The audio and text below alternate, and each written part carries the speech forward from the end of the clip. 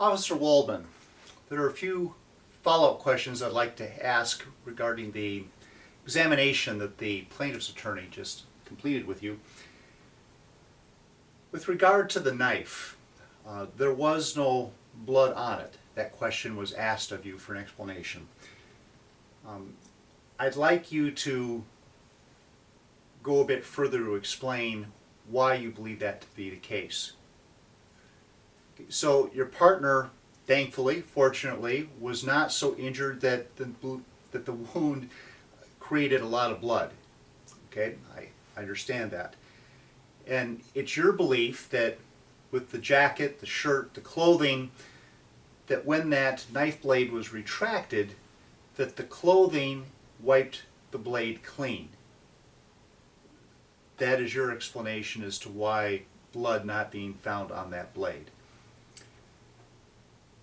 With regard to another question I had, with regard to the plaintiff's attorney attributing to you the testimony that both cars, the first car on Division that had raced past you doing over 45 miles an hour and continued through the intersection of California, that the plaintiff's counsel attributed that testimony to you.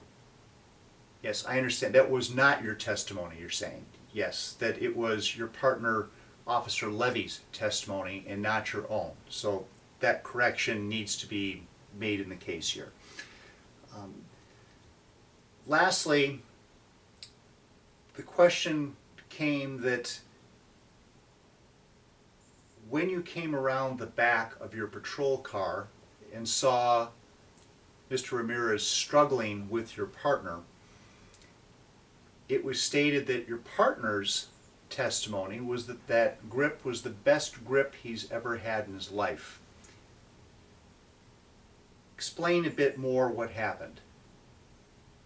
So from your vantage point, you're saying that you may not have been able to see as clearly that your partner did have that solid grip, that he was not in as imminent danger as what you perceived him to be.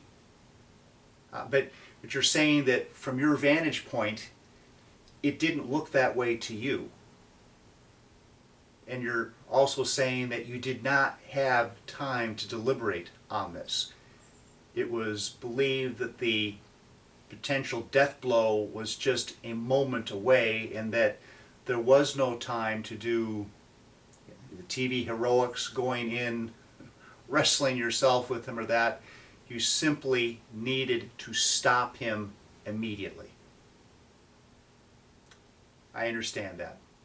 Your partner's life came first, and it wasn't to be second guessed.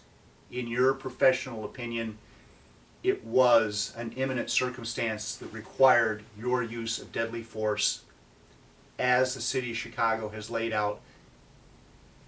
Yes, so you understand that it is not taken lightly, that it really has to be a dire need, and that this is the first time in your employment with the city of Chicago that you have fired upon. Thank you very much. No more questions, Detective.